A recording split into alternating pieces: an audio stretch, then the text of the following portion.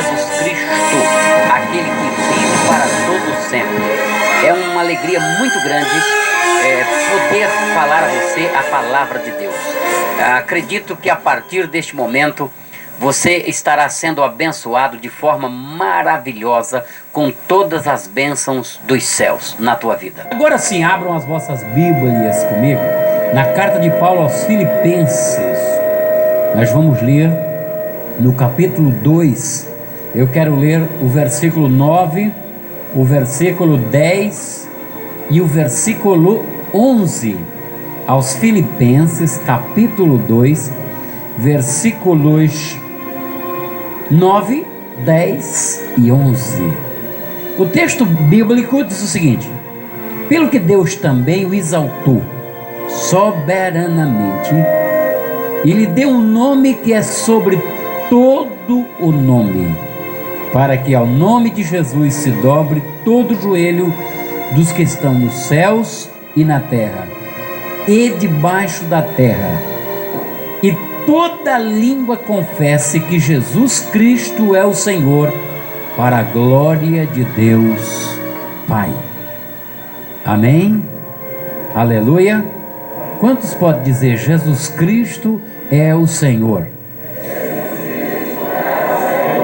Mais forte agora: Jesus Cristo é o Senhor. Amém? Toda língua confesse que Jesus Cristo é o Senhor. Aqui está escrito: pelo que Deus o exaltou soberanamente e deu-lhe um nome que é sobre todos os nomes. E diante desse nome deve se dobrar, ou deverá se dobrar, todos os joelhos dos que estão na terra e dos que estão embaixo da terra, e toda língua confessará, diz aqui o texto da minha Bíblia, toda língua confessará. Evidentemente o apóstolo Paulo falou há muitos anos atrás, se referia a nós, mas já tinha pessoas antes do apóstolo que já haviam confessado que Jesus Cristo é o Senhor. E nós estamos confessando neste período que estamos passando aqui pela terra. E se Jesus não vier, que eu espero que ele venha o mais breve possível, mas se ele não voltar, milhares e milhares e milhares confessarão que ele é o Senhor. Aleluias! E os que não confessarem nesta vida, nesta terra, porque os que estão debaixo da terra, quem não confessou vai confessar um dia, e os que não confessarem, confessarão no dia do juízo perante o Senhor, para a glória de Deus Pai, que Jesus Cristo é o Senhor. Aleluias! Meus irmãos, Jesus é tudo. Jesus é tudo, não é? Jesus é o alfa, é o ômega, a primeira e a última letra do alfabeto grego. Jesus é o princípio e o fim. Jesus é o centro da história bíblica. Se não for Jesus, não haveria mundo, não haveria cosmo, não haveria terra, não haveria gente, não haveria igreja, não haveria vida, não haveria luz, não haveria salvação, não haveria nada, porque Jesus é tudo. Aleluia! Ele é a razão de você estar aqui vivo nesta noite. Ele é a razão de que nós estamos vivos nesta noite. Ele é a razão de tudo. Nele se resume toda a história sagrada. Eu quero falar um pouquinho de Jesus através da Bíblia, do que ele é, do que ele faz, do que ele fez, de como ele atua na nossa vida, dessa salvação maravilhosa, tão grande e especial, que entrou dentro de nós e não sai mais e nunca há de sair. Oh, aleluias! Eu sempre começo do princípio para que a gente possa compreender melhor. Vejam bem, no princípio, quando Lúcifer, eu já falei disso aqui, mas os assuntos são tão vastos, né? E tão profundos, que por mais que você fale, você não consegue deixar assim claro tudo aquilo que é importante falar. Tem sempre alguma coisa na mente de alguém que fica meia obscura, fica aquela expectativa de compreender melhor, de entender melhor. Então vamos lá. No princípio, quando Lúcifer se rebelou contra Deus e com ele milhares e milhares de anjos se rebelaram, foram induzidos por Lúcifer e queriam ser igual a Deus, eles foram julgados e subjugados e foram diminuídos, tá? Diante da presença de Deus. Eu já disse isso para vocês uma vez. Lúcifer, no momento em que ele foi julgado por Jeová, na hora da rebelião, quando ele quis usurpar um direito que é especial, é um direito só de Deus, que é de soberano indiscutível, o Senhor o reduziu em Satanás. Parte dos anjos rebelados, Deus prendeu nas cadeias da escuridão, tá? Parte dos anjos rebelados, Deus prendeu nas cadeias da escuridão. Isso está em Judas, no verso 6, e Apocalipse, ou seja, vou corrigir, Judas, versículo 6, tá? E Apocalipse, capítulo 9, tá bom? Outra parte dos anjos rebelados, o Senhor transformou eles em demônios, espíritos desprovidos de corpos, tá? Os demônios são os espíritos maus que estão aí na terra, que perturbam a vida das pessoas, são os agentes do diabo, os agentes do inferno que trabalham no mundo sistema, atuando exatamente na área do mal, só do mal. Quando houve esse episódio, Deus precisou imediatamente criar um lugar para prender aquela parte dos anjos rebelados e futuramente prender Satanás, o Lúcifer, e esses demônios, porque Deus instituiu um plano. Então era necessário também que se preparasse um lugar para prender os anjos rebelados imediatamente e futuramente Lúcifer, o chefe deles, e os demônios. Então Deus criou o inferno, uma palavra ruim, não é? Um lugar assim horrível, que as pessoas nem gostam de ouvir falar muito nele, mas é uma realidade. A mesma Bíblia que fala no céu, ela também fala no inferno. A mesma Bíblia que garante que existe um céu, um lugar tranquilo, de descanso, de paz, fala também da existência de um lugar chamado inferno, Sheol, Hades. Bem, ele então criou o inferno. Ele mandou esses anjos rebeldes, subjugados, para as prisões eternas. Eu já citei Judas, versículo 9. Para as prisões eternas, que é exatamente no inferno. E futuramente, Satanás e os seus anjos também serão lançados no inferno, conforme São Mateus, capítulo 25, e o versículo 41, que diz que o inferno foi criado para o diabo e seus anjos. O inferno foi criado, ou as cadeias eternas, as prisões eternas, depende muito da tua versão, foi criado para o diabo e seus anjos. E, como eu disse uma vez para vocês, a terra original, depois da rebelião de Satanás, ela passou do estado original para o estado caótico. O diabo foi lançado aqui na terra, junto com os demônios, porque os anjos que apenas foram condenados estavam nas cadeias eternas. Segundo o capítulo 9 de Apocalipse, eles serão soltos no período da grande tribulação para atormentar os habitantes da terra, principalmente aqueles que deixarem ou perderem o arrebatamento da igreja. Mas nós esperamos que todos nós não estaremos aqui, nós estaremos escondidos nas regiões celestes com Jesus Cristo, nosso Salvador. Com Jesus Cristo, nosso Salvador. Aleluias! Esses anjos serão liberados aqui no período da grande tribulação, tá? Satanás foi lançado na terra caótica, depois a terra foi restaurada, passou para o estado original, e então Deus criou o homem.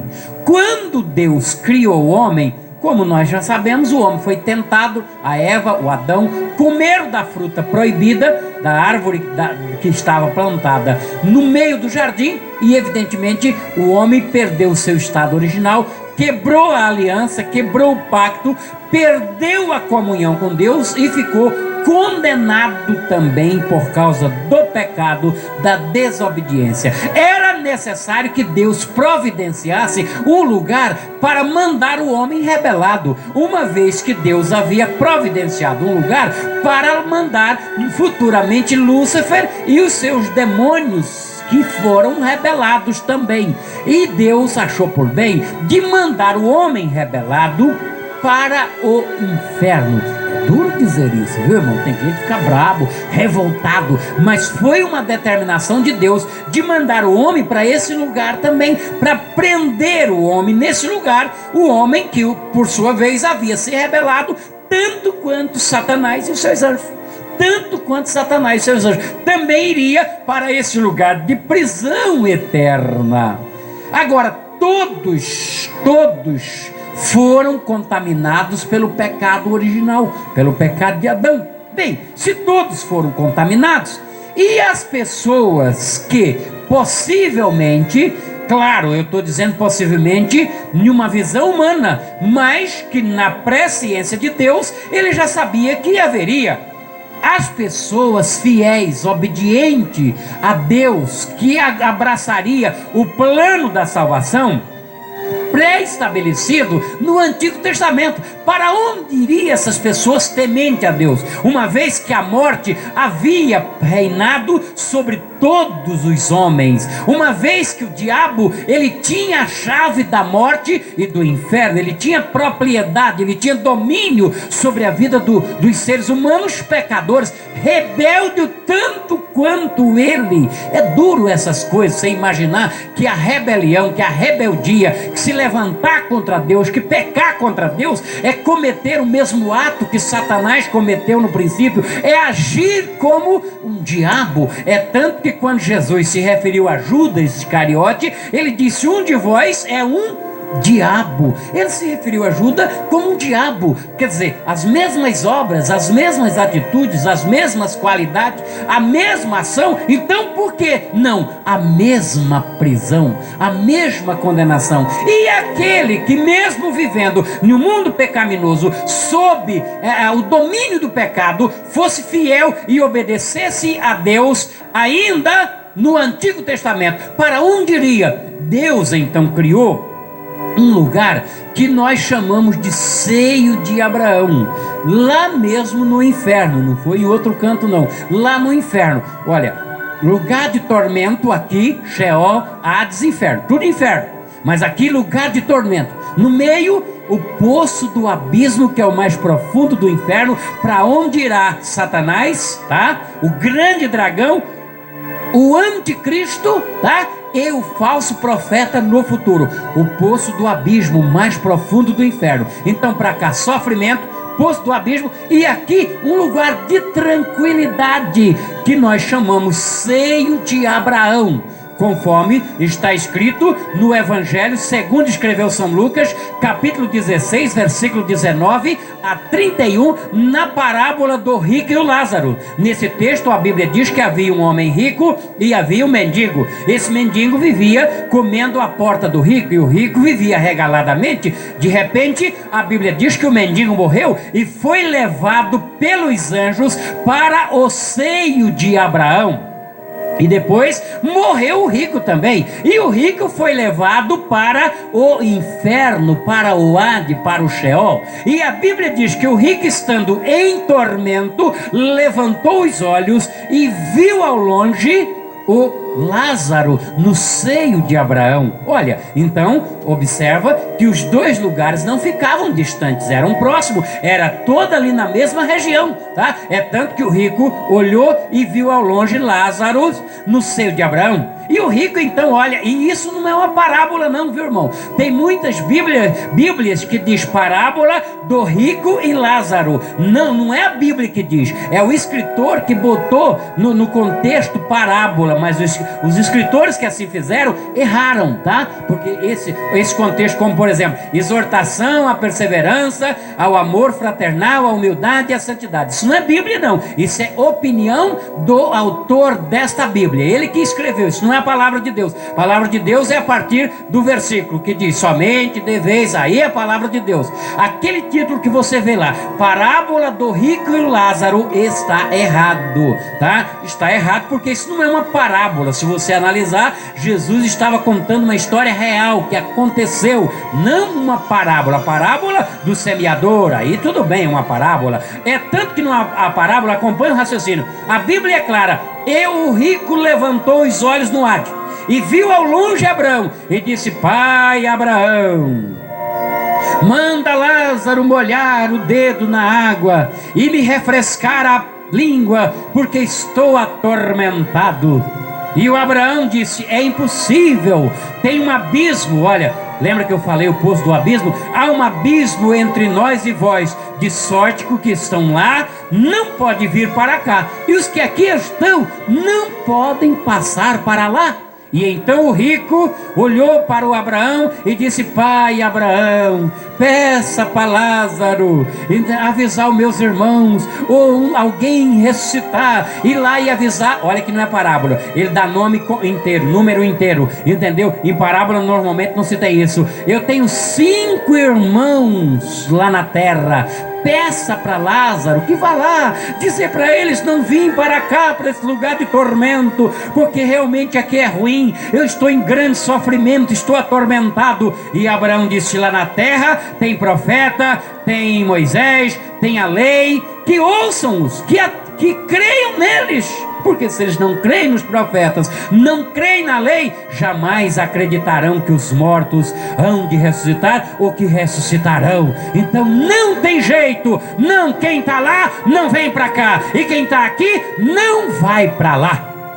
Baseado nesse texto, nós acreditamos na existência de um lugar criado por Deus, preparado por Deus para o estado de bem-aventurança dos santos do Antigo Testamento, para que esses não fossem para o tormento. Por quê? Porque para o céu Deus não podia levá-los. Por que Deus não podia levá-los? Porque ninguém subiu ao céu senão o que desceu, Jesus Cristo. Ele é o caminho. Se alguém fosse para o céu antes de Jesus, ele não poderia ser o caminho, porque alguém já teria ido antes dele. E a Bíblia diz que Deus quis colocar toda a primazia, toda a preeminência, tudo em Jesus Cristo, para que ele pudesse salvar a todos e abençoar a todos. Aleluia! Então ele não podia levar ninguém, porque senão Jesus não seria o caminho, o único e suficiente Salvador. Não, ele diz, eu sou o caminho, ninguém vem ao Pai a não ser por mim. Então Deus prepara um lugar lá no inferno, lá no Sheol, lá no Hades, chamado seio de Abraão, um lugar tranquilo, que é para que os santos do Antigo Testamento possam aguardar a vinda de Jesus Cristo, quando tudo seria pleno e completo, conforme o plano de Deus.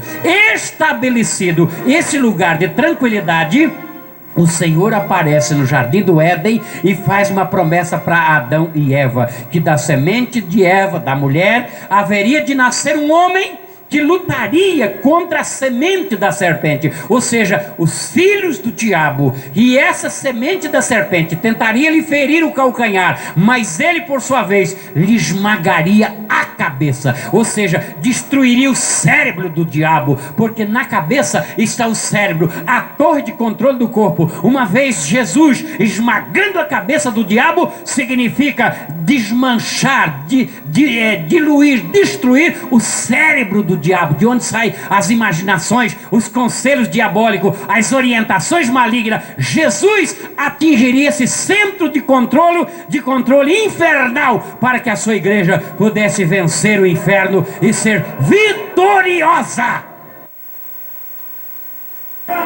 Aleluia!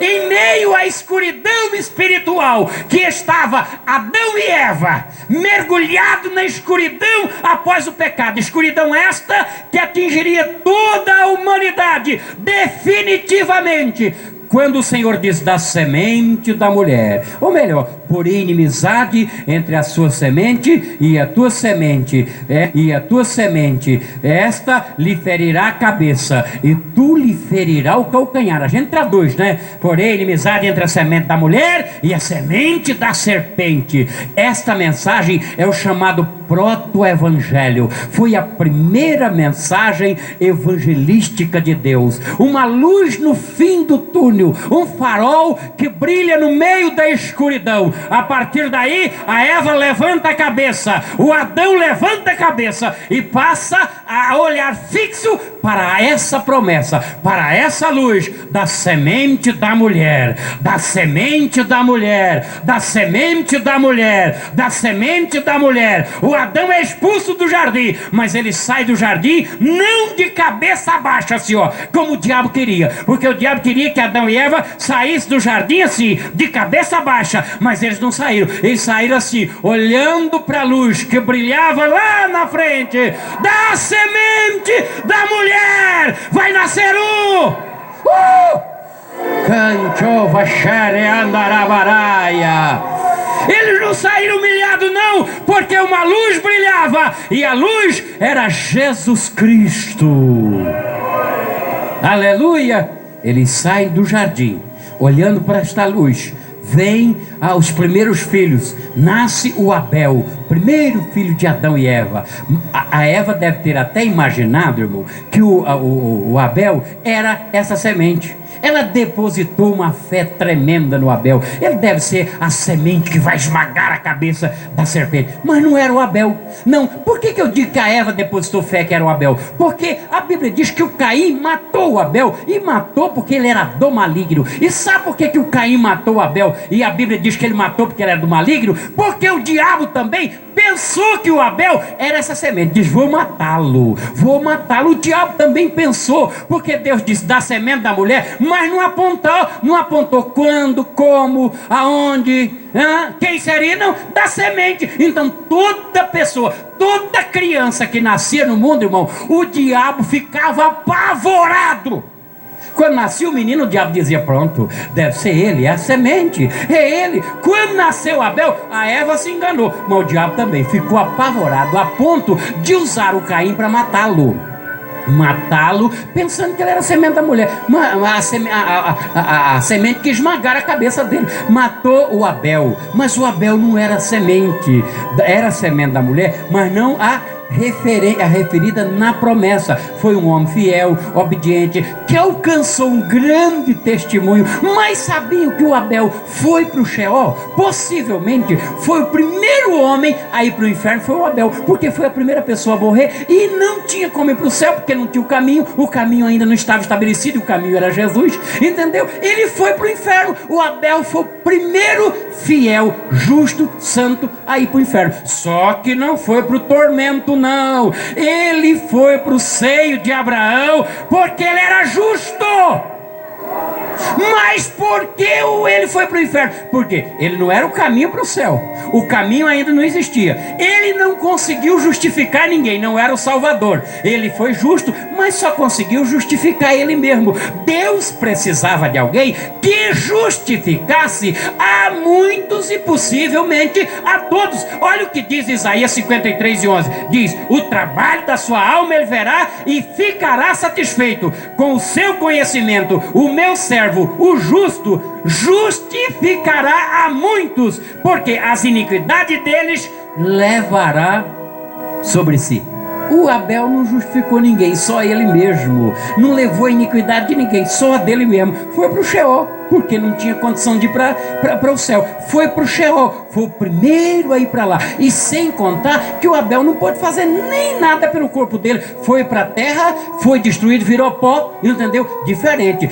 Deus precisava de um Salvador, como está escrito no livro dos Salmos 16:10. não permitirei que o meu santo veja a corrupção, ou seja, a destruição da sua carne. O meu santo não. E o Abel morreu, aí nasceu o Salvador. E aí veio, a Bíblia diz que em lugar do Abel, Deus deu um outro filho a Eva, e o filho foi chamado Sete. A Bíblia diz que quando Sete nasceu, a Eva diz: o Senhor me deu outra semente. Veja como ela pensava que o Abel era semente. O Senhor me deu outra semente em lugar de Abel, porquanto Caim o matou. Houve o diabo deve ter pensado também: será que é a semente? Será que é? Mas não era o Sete, irmão. O Sete viveu muitos anos, 912 anos, criou uma grande família, foi um homem fiel, gerou um cidadão por nome Enos, que renovou o culto de Deus na terra. Foi um homem fiel, abençoado, diferente do Caim, mas não era o Salvador. O Sete também morreu e foi pro inferno, só que não no lugar de tormento. Ele foi pro seio de Abraão. Quando Sete chegou no inferno, no seio de Abraão, eu presumo que o Abel já estava lá há muitos anos. Quando viu Sete, deve ter ficado alegre, porque era a segunda pessoa a chegar no seio de Abraão. Ali deve ter perguntado: Sete, você ouviu falar da semente da mulher? Você tem notícia do homem que vai nos tirar daqui, do Salvador? Eu presumo que o Sete deve ter dito: olha, a mamãe pensou que era eu, mas não sou eu, é tanto que eu estou aqui. Eu não sou. Eu só sei que a notícia continua dizendo que o Salvador virá. Agora ninguém sabe como, nem quando e nem aonde. Aleluia! Os anos se passaram, o Enos foi um homem fiel, serviu ao Senhor, promoveu um avivamento na terra, morreu com 905 anos. Sabe para onde foi? Também foi para lá, para o inferno, não para o lugar de tormento, mas para o seio de Abraão, e encontrou-se com o Abel e o Sete, que quando viram Enos, deve ter perguntado: Enos, você tem notícia do Salvador? Ele já nasceu? Você ouviu falar dele? O Enos disse: olha, a expectativa é a mesma. A mãe pensou que era eu, o diabo também, só que não era eu. É tanto que eu estou aqui, mas a notícia continua que ele virá. Agora ninguém sabe como, nem quando, nem aonde, mas vamos esperar. E o tempo foi passando e foi passando, nasceram outros heróis da fé, não é? Como o Enoque, que quando o Enoque nasceu, todo mundo pensou que era ele, ainda mais quando ele começou a andar com Deus, 300 anos, é ele, mas ele teve que ser trasladado para não ver a morte, que é a pior barreira, que é a maior charada da vida, não é? Ele não podia, ele para escapar da morte teve que ser trasladados, e aí veio seu filho Matusalém, que não está constado na lista dos heróis da fé, mas foi um grande homem, não é? Viveu 969 anos, morreu. Sabe para onde foi o Matusalém? Pro inferno. No ano do dilúvio ele chegou pro inferno. No ano do dilúvio ele chegou lá no Sheol, e o Abel, o Sete, o Enos e o Adão, que já tinha morrido, o Adão estava lá também, o Adão já tinha ido para lá. Quando o Adão chegou lá, também perguntaram para o Adão se ele já tinha notícia. Não, olha, a Eva já teve 2 filhos, teve o Abel, que está aqui, nós pensávamos que era você, não era, tivemos você, Sete, está aqui, está bem, agora ninguém sabe. A gente sabe que ele vem, porque eu e a Eva ouvimos o grande Jeová prometer, e ele é fiel. Aleluia! Chega o Matusalém, 969 anos. Matusalém, você viveu muito lá na terra, você ouviu falar dele? Ele está por lá? Não tenho notícia ainda. Agora ele vai vir, porque a expectativa é grande, e Deus é fiel. Se ele prometeu, ele vai cumprir. Aleluia! Os anos passaram, veio o dilúvio. Noé, um homem justo em toda a sua geração. Quando Deus chamou Noé para fazer a arca, disseram: é ele, é o Salvador, é o Salvador. O Noé fez a arca, mas não era o Salvador, irmão. O Noé morreu 350 anos depois do dilúvio, com 950 anos de idade. Quando chegou no Sheol, no seio de Abraão, veio Abel, veio Sete, veio Enos, veio Adão, veio a Eva, veio todo mundo que estava lá, o Matusalém, o Noé. Você soubemos a história do dilúvio. Conta para nós se o Noé contou. E como é que foi essa história da arca? E quem é essa arca? E a tal semente da mulher que Deus prometeu para o Adão e para Eva. Você tem tido notícia? Ele virá a qualquer hora dessa. Os anos se passaram, o Noé ficou por lá. Veio o Sem nasceu 98 anos do dilúvio e morreu 502 anos depois. Um homem de uma vida longa. Quando chegou lá, todos os santos lá no seio de Abraão cercam o Sem. Você tem tido notícias? Não tenho. A última notícia que eu tenho é que Deus, o grande Jeová, se revelou a um homem chamado Abraão, da nossa descendência, lá em Ur dos Caldeus. E vamos aguardar, porque ninguém sabe se é esse tal de Abraão, que é o tal da semente da mulher, o tal do Salvador que nós está esperando. Os anos se passaram, Deus chama Abraão. Abraão começa a sua história, casa com Sarai. A Sarai recebe a mudança de nome, vai para Sara. O Abraão que era pai exaltada, Abraão, pai das alturas, aí vira Abraão, pai de uma multidão de nação. A Sara gera um filho aos 90 anos. Quando Isaac nasceu, a Sara pensou, é o Salvador, é ele. O Abraão ficou numa expectativa tremenda. Será que não é ele a semente da mulher? O meu Isaac, o filho da promessa. O anjo falou, deve ser ele. Mas a Bíblia diz que um dia o Abraão teve uma visão. Ele desejou tanto ver o Messias, olhava para o Isaac e dizia, é o Messias. E um dia ele teve uma visão. Não era o filho dele, irmão, não era o filho dele, não era. A Sara morre aos 127 anos de idade. Quando ela chega no Sheol, os santos correm para receber de Sara, como é que está a notícia do Salvador? Você já sabe se ele já veio? Você viu falar dele lá na terra? A Sara olha para os santos e diz, olha, a única notícia que eu tenho para vocês é que eu sou casada, eu era casada na terra com um homem chamado Abraão, um homem justo, santo e temente a Deus. Eu tive um filho, a gente chegou até a pensar que era ele, esse homem da promessa, o Salvador. Mas sabe o que acontece? O meu marido, o Abraão, um homem de fé, ele desejou tanto ver esse Messias, esse Cristo, que ele teve uma visão com esse Messias. Ele ficou tão alegre no dia que ele teve a visão. Vocês precisavam de ver, o Abraão era um outro homem, porque Jesus falou disso no capítulo 7 do Evangelho segundo escreveu São João, o capítulo 8, né? Versículo 57, Jesus disse que Abraão desejou muito ver o seu dia, e viu, e quando viu, se alegrou muito. É claro que Abraão viu numa visão. O Abraão desejou tanto que viu. A Sara então conta, olha, meu marido, o Abraão, ele teve uma visão com esse Salvador, mas parece que não é agora não, pela visão que ele teve, não é o nosso filho não. 30 e poucos anos depois, chegou Abraão lá no lugar de descanso no inferno. Os santos cercaram Abraão. Abraão, você é o marido, foi marido da Sara? Sim, olha, ela falou que você teve uma visão com o Messias. O que você diz? Conta pra gente. Ele disse, realmente, eu tive uma visão, ele é maravilhoso, é poderoso, é Salvador. Olha, ele é o meu escudo e o meu grandíssimo galardão. Eu cheguei a pensar que era o Isaac, meu filho, mas não é não. Ele vem aí, eu não sei como, nem quando, nem aonde, mas ele virá. Aleluias! Anos passaram, chegou Isaac, perguntaram, disse, não, eu não sou. Olha, eu só sei que ele é o Deus do meu pai Abraão. Anos depois, chegou Jacó lá no Sheol e tal, vindo com muitas histórias para contar. Pega o santo, cerca. E aí, Jacó, você tem notícia do Salvador? Eu não tenho notícia dele não. Eu não vi, ele não nasceu ainda. Eu só sei uma coisa, quando eu estava abençoando a minha família, o Espírito me revelou que ele será o legislador de Judá. Ele será o centro